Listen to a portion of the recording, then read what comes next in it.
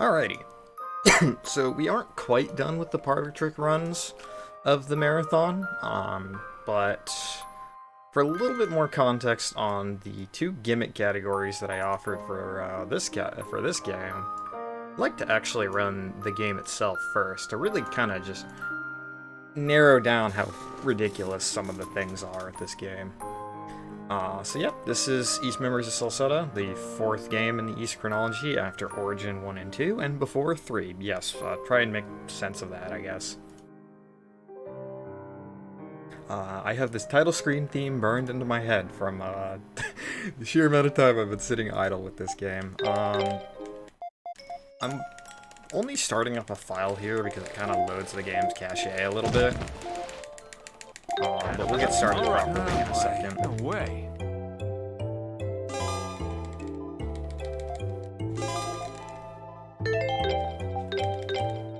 Alrighty. So the first thing you might have noticed there is the text in this game goes by really fast. There's a hyperspeed function that Xseed added when they ported this game to PC, so pretty cool. So we're going to be doing this run on Nightmare, which is a relatively recently added category to this game. Yeah. And that's mostly because it finally became viable, but you'll see that this is a very busted game where the difficulty doesn't actually matter that much. Anyways, I'll go ahead and get started. 3, 2, 1, go. Alright, so basically the premise behind this game, our guy Adol finds himself almost dead, wandering the streets of this town called Kazan with no memory of who he is or anything about him, only that he must adventure. In true Adol fashion, he can't resist the urge to go on an adventure. Now, this game has a very pronounced dodge roll. It's not quite as ridiculous as East 8's, shoutouts to Exceed for that run that he did yesterday, but it's still a pretty dramatic dodge roll.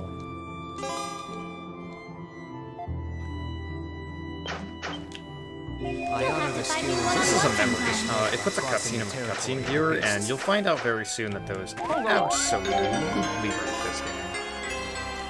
Now, our boy Dogi isn't in this game. He's replaced by the much less cool Durin.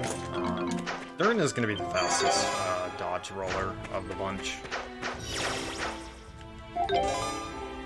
But because Dogi would basically explain away the plot of this game,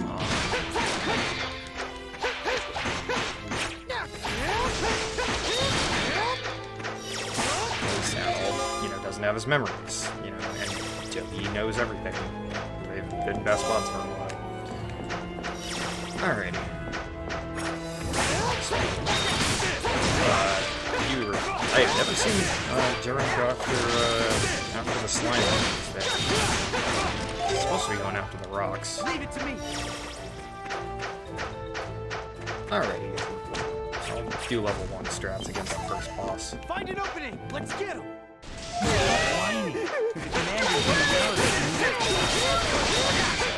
First instance of the flash guard there.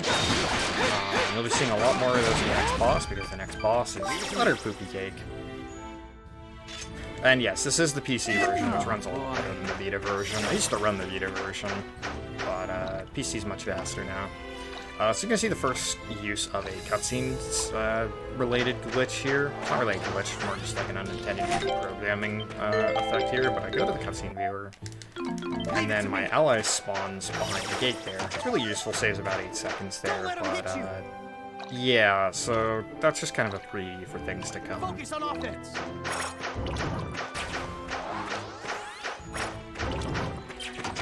I'm going to pick that up for safety, mostly for marathon safety, because this boss is a giant jerk. I can change the game audio for this boss here. I can also just talk a little bit louder. So the basics of combat here, you're going to see me doing flash guards for the mini crits, and then I'm going to use my extra skill here. Yeah, I probably just had my microphone a little bit too far away from my face. I'm gonna use my extra skill here with the crits. And I'm gonna wanna get a second one. There's a stun meter underneath its health that fills up. There's a little blue meter there. I also really wanna make sure Durin does not doesn't take too much damage in this fight. Because his damage actually matters for this fight and literally in this fight. Because AIs in this game only do about 40% damage.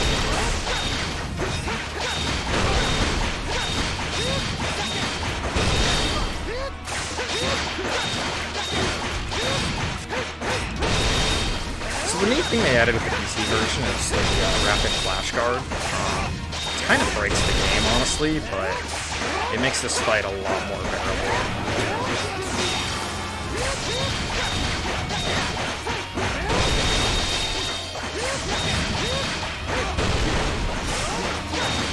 I was hoping I could avoid the rock. Oh, I did avoid the rocks falling down. Let's go.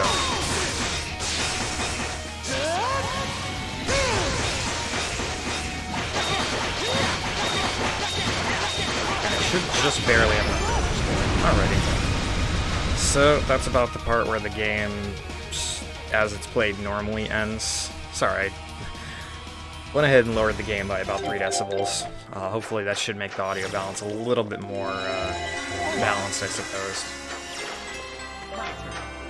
Alrighty, so that's about the end of the portion of the game which played normally.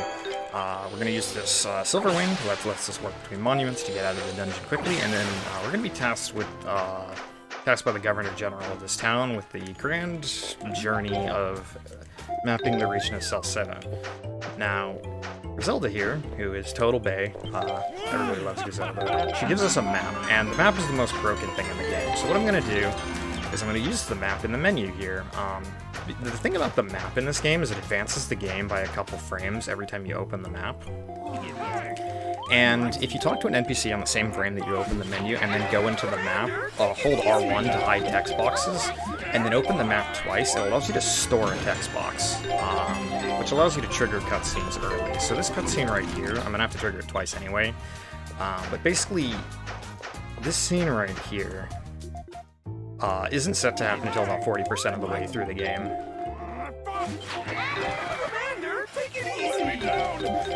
So this is Karna. She's the third-party member that we get in the game, although we get her much earlier than intended, so as a result she comes in at level 1.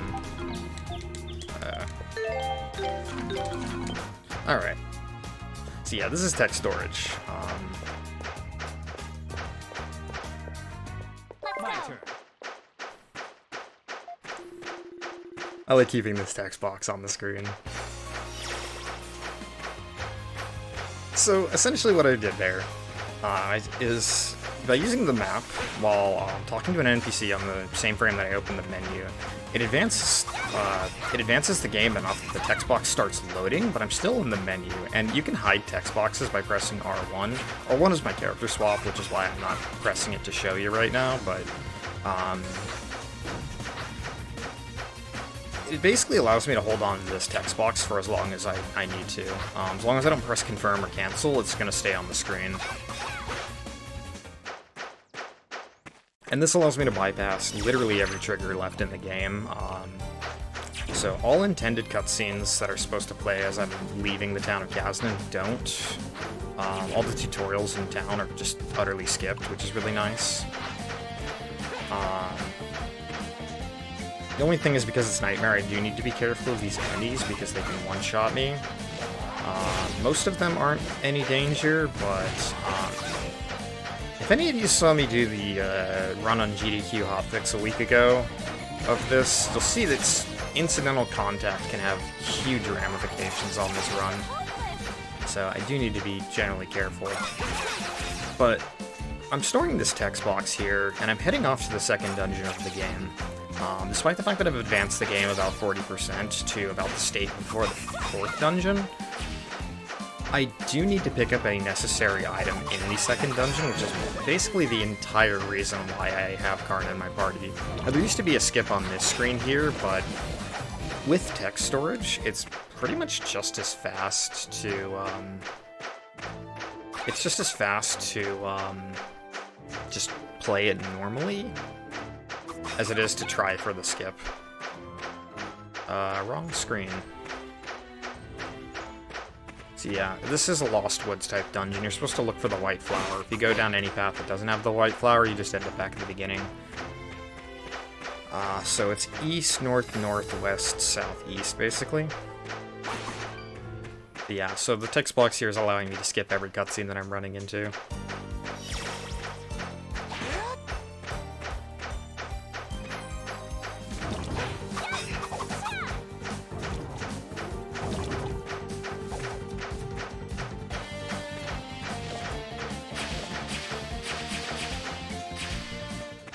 By the way, this theme that plays right here, there's a version in the Zanmai arrangements of Falcom, Z-A-N-M-A-I, that actually goes way harder than this version, and I really dig it.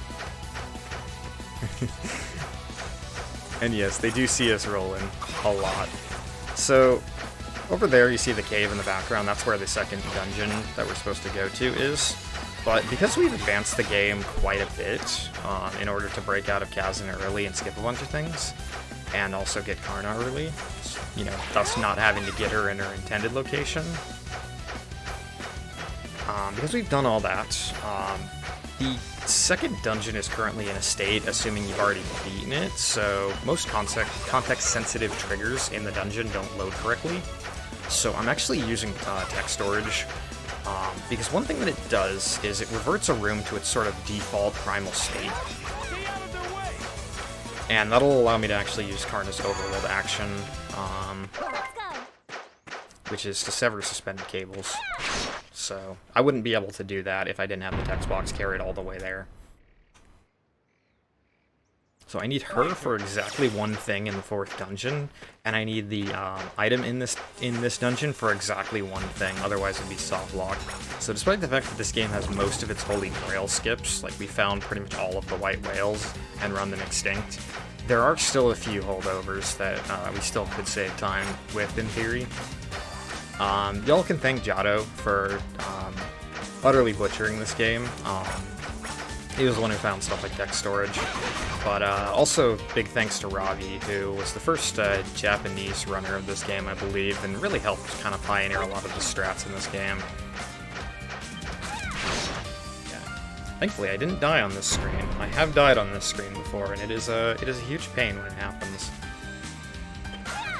So the reason I use Durin for most movement is because he's about 5% faster in terms of dodge roll speed. Like, he just covers more ground with his dodge roll. We kind of hypothesized this for a while, but it was truly tested and found in 2016 by a Japanese runner by the name of Tatata. We did the first run ever on Nightmare. It was like a 4.5-hour Vita run, and it was crazy. Partly because the Vita version is a lot harder. Alright, so you're going to see another skip that we're going to do. Now, as I mentioned, the map advances the game if you open it. So what I'm going to do is I'm actually going to put a character on the boss trigger on this scene, and then I'm going to use the map to trigger the boss, but I'm going to close and open the map, which will allow me to move on, it'll allow me to move during the boss's intro cutscene. Oh, corn pocket. This is why I made a save, because, it's really tricky, so I rolled Durin onto the boss trigger, switch to Adult really quickly, and then load a memory to kind of reset the screen, and then use the map to trigger the boss, and then get the dwarf bracelet. Doing text storage on the dwarf bracelet chest does skip a tutorial. Did I do that right?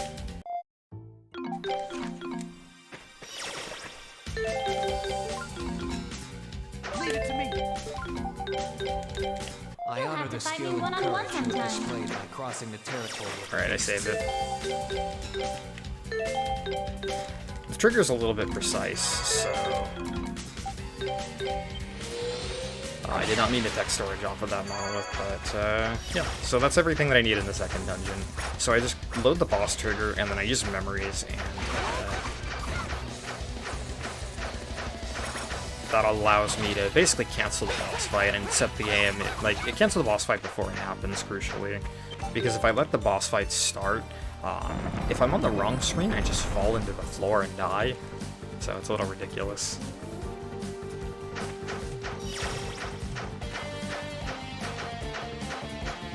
Alright, so now we're gonna head off to the path to the third dungeon. The gimmick to this one, it's also another Lost Woods type deal, except instead of there being white flowers, you need to be always going down a slope. Now, I say we're going off to the path of the third dungeon, but that also happens to be the direction where the fourth dungeon is. The third dungeon, the only thing you get out of it is the party member Ozma, which we don't need him for anything. Although you will still see him in cutscenes. Rest in peace, Ozma. He's there with us in spirit, literally. And the ability to swim underwater, which we have... There's exactly one dungeon left in the run that we need that for, but there's all sorts of ways to circumvent water in this game, so there's 2 NPCs here, which graciously allow me to text storage and head off to the fourth dungeon. This allows me to actually force the cutscene. A lot of this run, because of the way cutscenes in this game are sequenced, a lot of this run is about forcing stuff to happen and then, like, skipping stuff, because cutscenes in this game are sequenced in such a way that if you skip a cutscene, everything after it isn't set to play. Now, text storage is one way to force things to happen that you want. Another way to do it is any sort of memory cutscenes. Cutscenes that are tied towards acquiring a memory just seem to load automatically, regardless of text storage state. So that usually kind of resets things quite nicely. So here's a puzzle that I used the mouse cursor for. Anyways, this is the Underground Ruins. It has one of the best dungeon themes in the game. Really quickly, I'm going to be doing a skip here to circumvent the need to go underwater. This was found by Zelnu.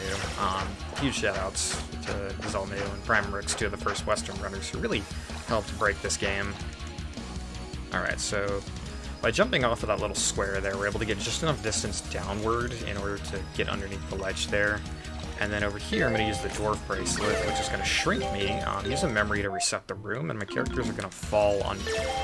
They're going to, like, load above the water so they fall in and then get just enough vertical distance downwards to get under the ledge there. And that's how I skip having to get the Hydra Scales, which allow me to...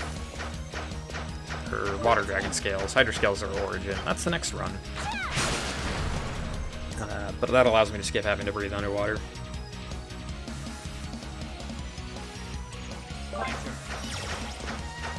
Let's give him a beat.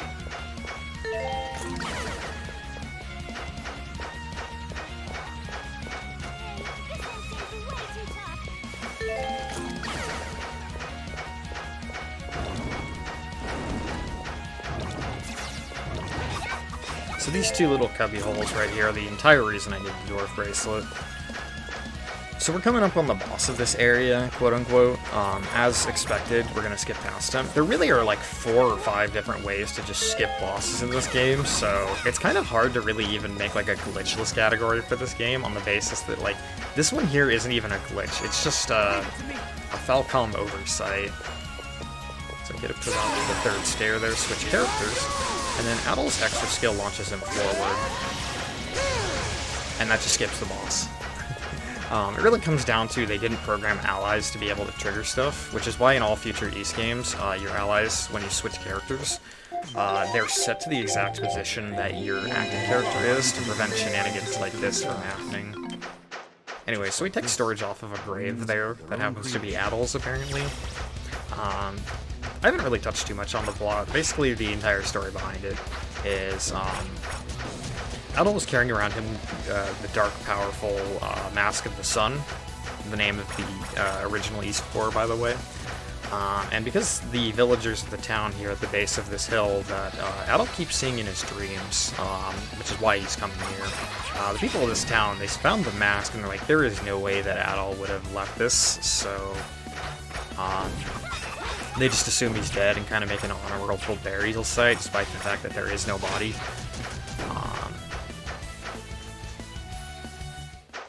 Yeah, basically the events of this game, Adel actually visited and explored the entire region of Celceta before he lost all of his memories. And yeah, strange things keep happening everywhere he goes, and everyone keeps thinking he had something to do with it.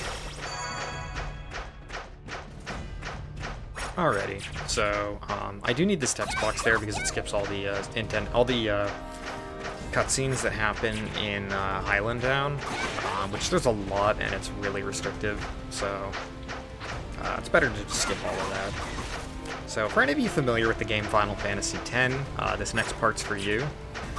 Despite the fact that we skipped cutscenes, this next scene is tied to a memory, so it's scripted to happen regardless, even if you skipped everything before it. But we need to get to the Thunder Tower, but we can't cross it because we get hit by lightning. Thankfully, one of the girls from town, one of the retainers of the god who lives on this Thunder Tower, joins our party. This is Kalilica. She is the hero of the any percent category in easy difficulty. But yeah, she lights the lightning rods here. Now, normally the game wants you to light these in a sequence, but I'm too lazy for that, so I need to go fast.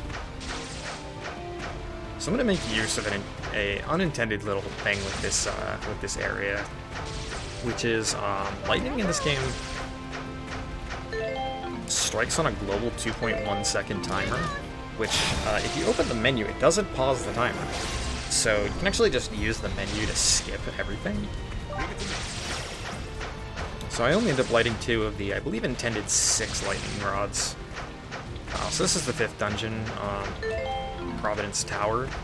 We're not going to do it, because the pathway is just to the west here.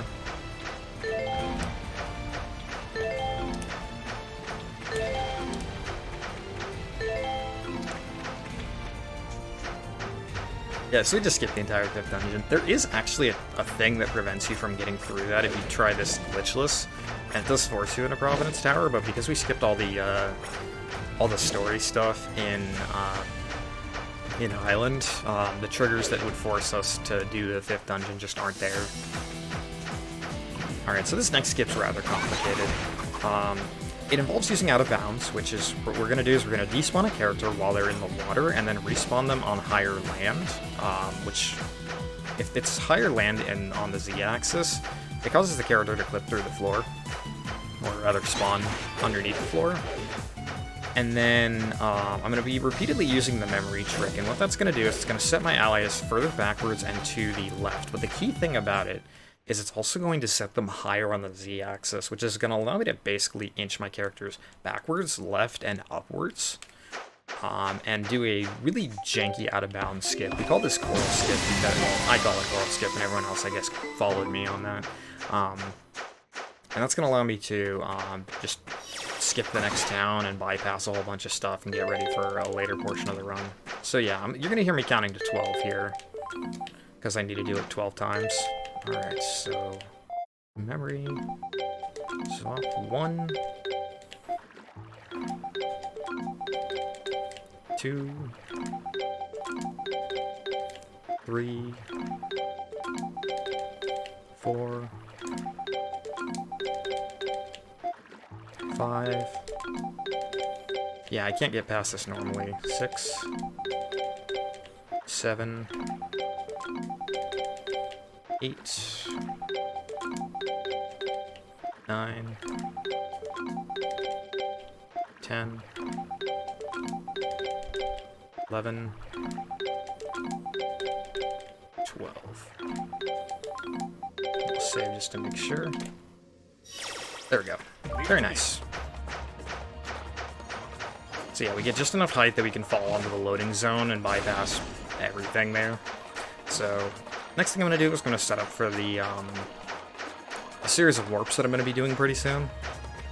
Now the key thing about the Providence Tower skip is if you skip past that area without having completed the dungeon, anytime you die afterwards, instead of giving you the like game over retry screen, it just warps you back to Providence Tower. So keep that in mind for a little bit. The next thing I'm going to do is set up a couple of warp points that I'm going to be coming back to. The first of which is near the one remaining, like, boss, like, proper boss fight left in the run, and the next one is going to be up here, which is where we're going to have to go next for the story.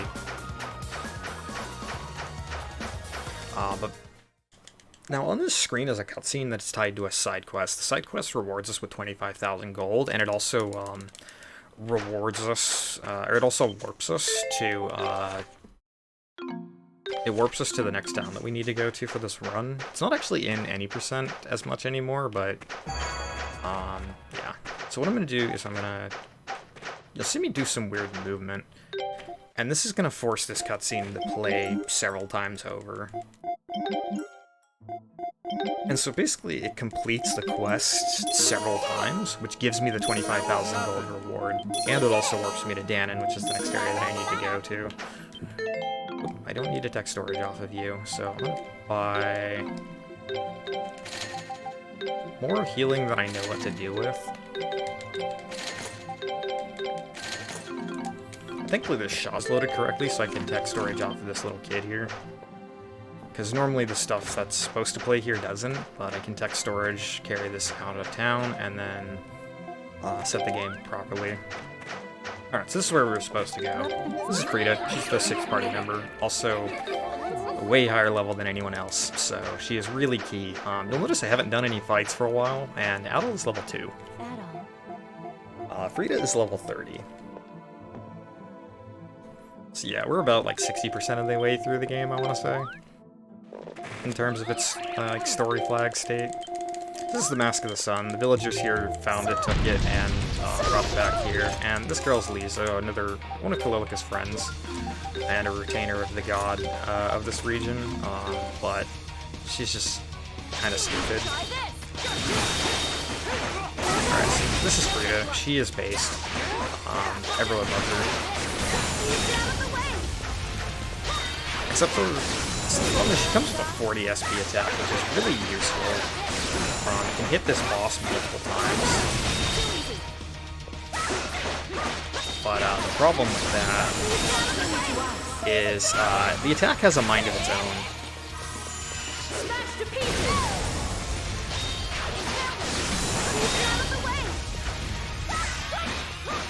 And you might think I'm exaggerating when I say that, but every runner of this game has missed Cactus Drive countless times. So you see me getting a flash dodge there. I got a few on the first fight, but simultaneously flashing and guarding, flash guarding and moving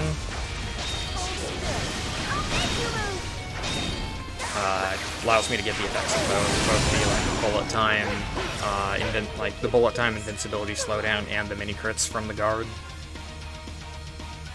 Alright, so Lisa here is a complete and utter buffoon, and just lets the big bad get access to the mask. She's just like, I can't let this fall into the wrong hands. I need to take care of it. And the big bad was just ready to pounce on her knife attack. Anyway, she flies off to parts unknown, and we don't ever get to see her again. Leave it to me. Let's get him. Yeah, Sean Shiplock voices like 4 characters in this game. Before he became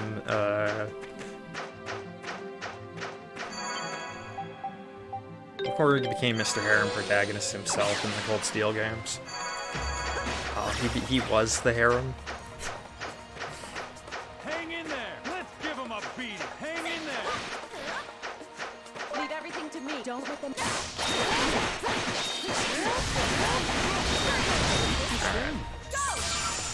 Those frogs are annoying. Get used to seeing a lot of frogs. This next fight's gonna suck. We're not gonna do the fight just yet, but we'll be doing it pretty soon. Actually, the next fight, there is one fight before it.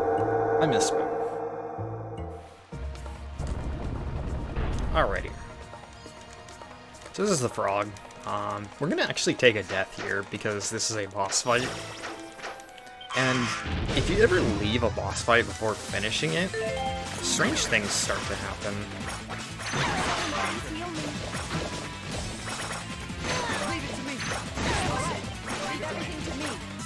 Oh god.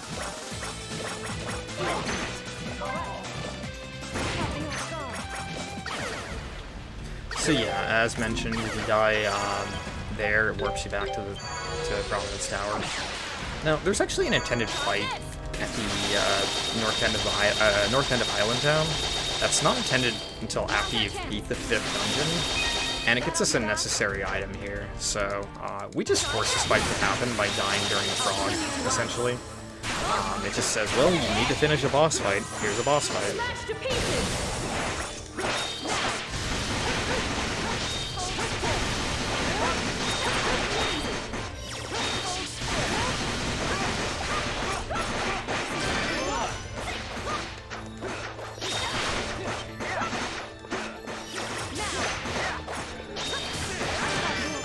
Okay, and this is partly why I bought healing. Leave everything to me.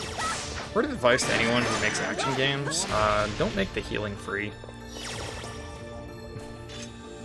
You can just cheese things. Alright, so Frida's just off there on the side. She's not supposed to be in this cutscene, so that's why she does nothing. We're just gonna leave her just in her idle pose. But yes, we went back in time by forcing a fight there that triggers this cutscene. Now, the main thing this cutscene allows me to do is warp from anywhere to anywhere, so this saves time overall.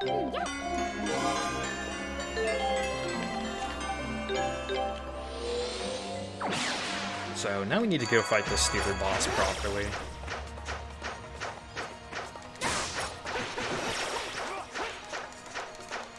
And when I say this boss is stupid, I mean this boss is stupid. Healing here.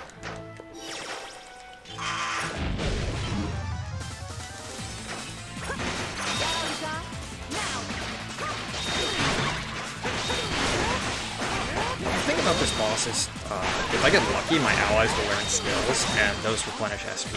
I need to stop learning skills at all. But the cool thing about this boss is he can be stun locked effectively.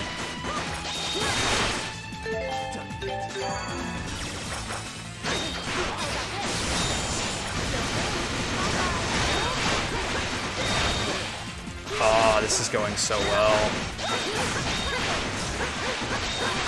So a lot of this fight is about juggling the spawns to keep them from knocking me away from attacking the boss, and just kind of keeping the boss in a perpetual stun lock with Hurricane Spin.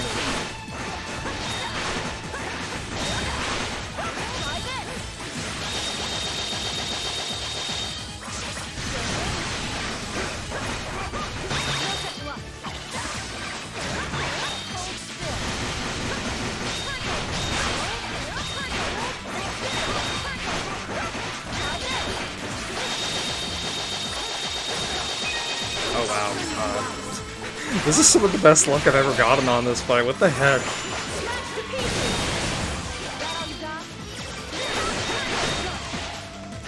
What is going on? I never get these SP refills. What the heck? Oh, okay, well that's the fight. Yeah, I just got like a ton of SP refills from allies learning skills. Sometimes it just never happens. It's the most volatile fight in the run. So I used tech storage again to skip the Little Beast King's Claws tutorial. Alright, this time I am going to make a save here. Now, you might wonder why I'm making a save here. It is possible for my allies to get hit here with misfortune, which causes them to like drop all of their money on their next hit, which means all of my money. I learned this last week, and it nearly killed a marathon run, so I am not taking any chances on that.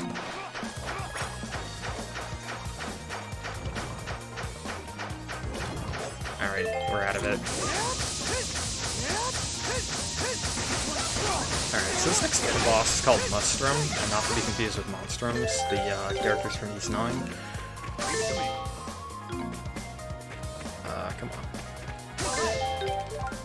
So once again, we're gonna use the boss trigger storage. Use the memories once again to prevent the boss trigger, and then use memories again to just avoid the boss entirely. But instead of, you know, just skipping it, we will be coming back to it and skipping it again, just for good measure. So the cool thing about the Beast King's Claws is they're about 12% faster than the normal dodge roll, so they are faster. You just hear a lot more grunting. Oh dang, I didn't hit anyone. Come on. Alright.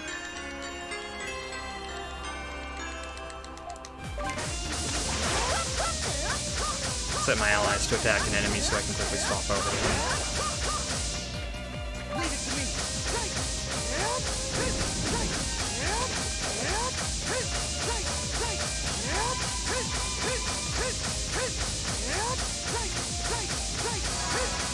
So this here is the Find an opening. My turn. ancient capital city of this region called El Duque. The final dungeon is up the staircase up there, but we're supposed to go up there, get owned. The boss will have the final boss has the Mask of the Sun, so you can enter the final dungeon no problem, and then we get locked out. So then we need to go find the mirror item of the Mask of the Sun, which is the Mask of the Moon. So I have to find 2 halves of that, and then go to a 3rd dungeon to get it all repaired. If that sounds like a lot to do in 12 minutes, you'd be right. So we're not going to do, like, any of that.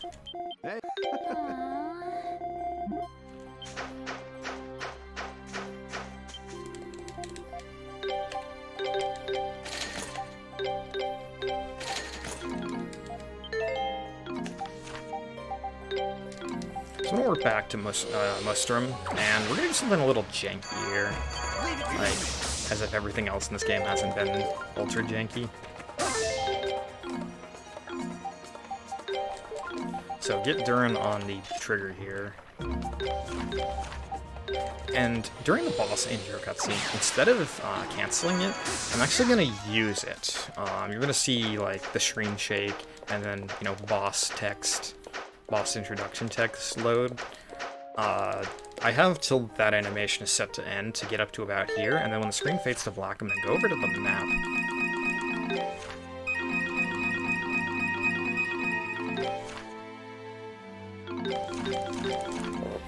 And yeah, now a cutscene's gonna play, except I can move during the cutscene. You can really do this with a lot of cutscenes in this game, but I essentially just forced the final dungeon opening cutscene to play. And we can move around in it, so I'm basically holding circle to advance attacks. I can't hyperspeed this one, but I can just use the game's normal, like, fast forward. I crucially cannot be Adol during this scene because Adol needs to be in the correct position. So you're gonna see him, like, walk up to the door. And he's gonna open the door, and during the cutscene when he opens the door, the final dungeon becomes unlockable. Now, so since we exited a boss, the game still thinks we're in a boss state, and conveniently, the trigger for endgame is the first screen of the final dungeon.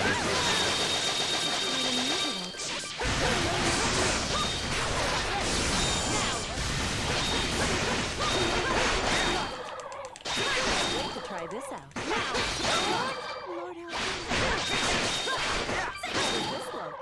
Did we just skip the entire final dungeon? So we're on to the final fight, which is more a bonus final boss than, like, the intended killing god kind of final boss.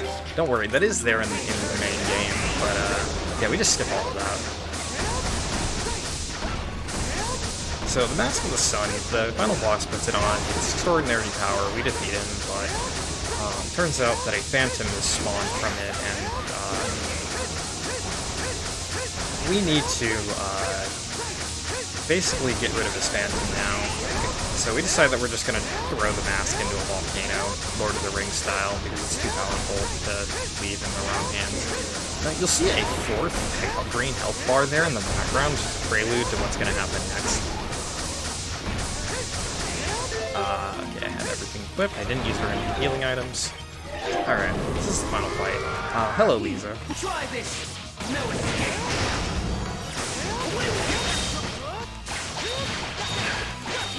So, she's normally an escort in the 2nd last dungeon, which makes the dungeon way more annoying.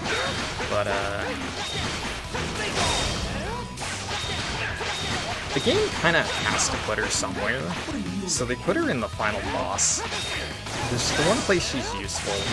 She can't die, and she can actually heal once in a while, which is really handy.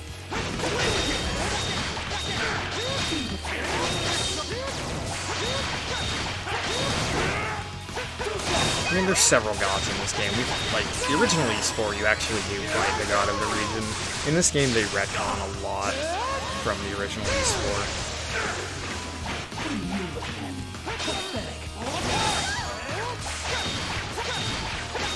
4. To kind of tie things, I think, a little bit better with the lore of the series. I know some people criticize the ending of this game, but I think it does quite a bit for the lore of the series. Building stuff up while also kind of re-establishing things. Alright, so I need to flashguard that, or it's basically an insta-kill. I can scum my way through it, but flashguard's just way cooler.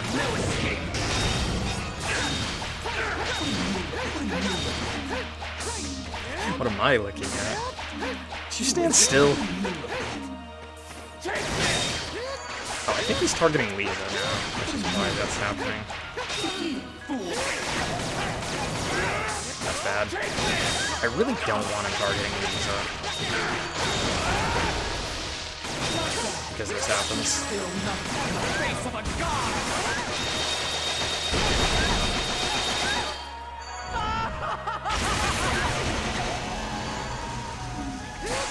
Yeah, him targeting Lisa is a huge time waster.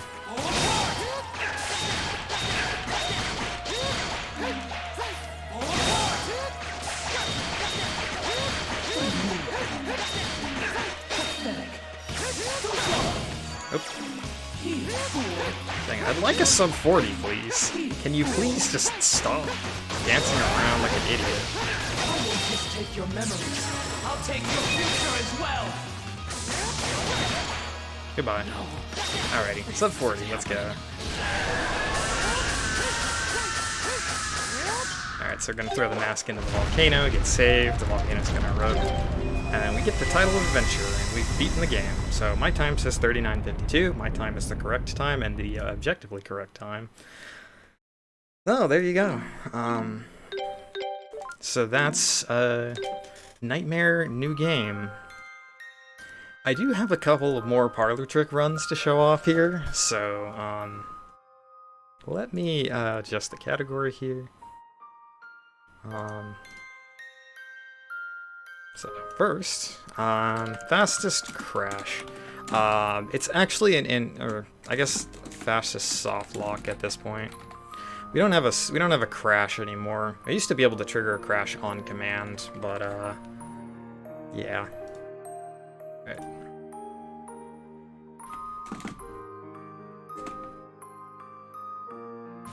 So, let's get to demonstrating that really quickly. I submitted a couple of meme categories, and Stolzenheim decided that, you know, we were gonna have like a parlor trick block. So Stolzenheim, I guess I proposed it a little bit too, but yeah. So I used to be able to crash the game at will in town here, but I think that got patched. So you're gonna see me do the text storage here. Whatever. I'm gonna do the text storage here. Go up here. And if you force this cutscene to happen more than once, I'm doing it a third time just to make sure. You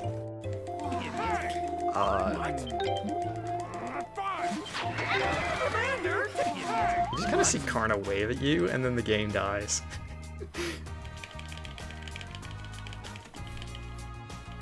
So, I skipped having to do the intro there. I probably should have waited to do this afterwards, because now I gotta reboot the game.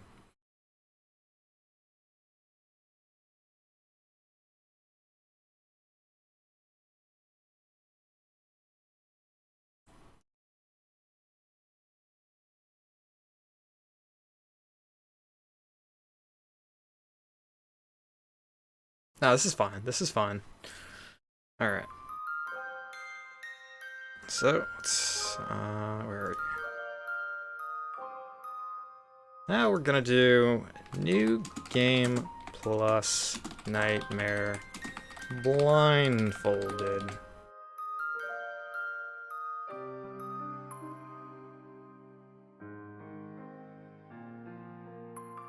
So, I do have my, oh, hey, nice picture. Did I unplug my webcam? Alright.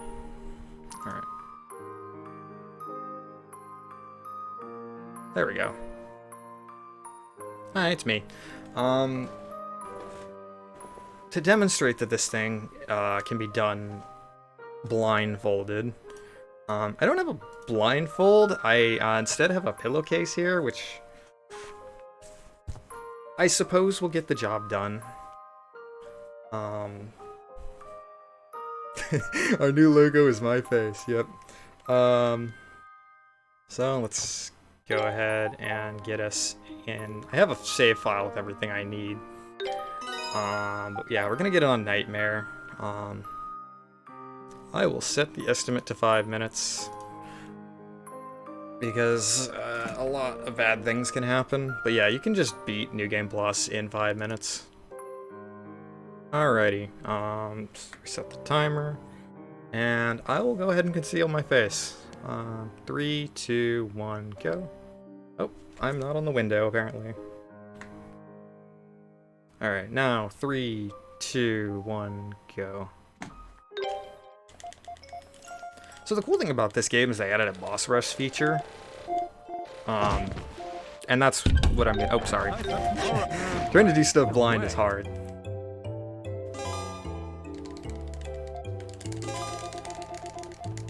Alright, so menu, memories, and then we're gonna go straight to the final boss in time attack mode. And I'm gonna wait for him to do a specific attack here. Ah, this is bad. Try this. No escape. Flash guard that. Oh hey, so now I left the final boss in time attack mode, and I can open the menu now, which is gonna allow me to go to memories, and now we're in a story mode state, so I can enter the final boss properly now. You wasted. Try this. No escape. Thankfully, a lot of his attacks are really well choreographed, or telegraphed, which makes this relatively easy.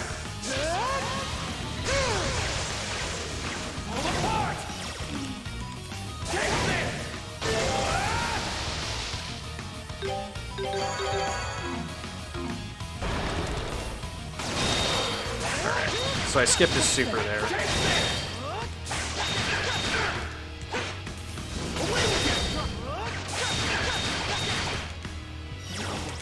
Oh hey, he's dead. Let's go. Alrighty.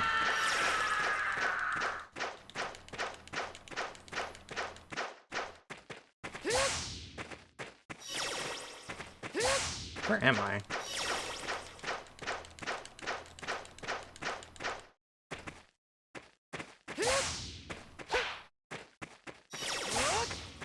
It's supposed to be right here.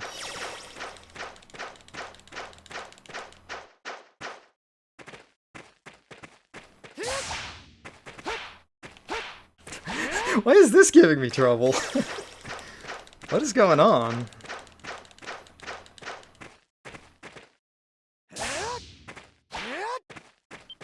Oh. There we go. Alrighty. And that's time. Okay. Hey, my hair's a mess now. Alrighty. That is a Nightmare New Game Plus Blindfolded.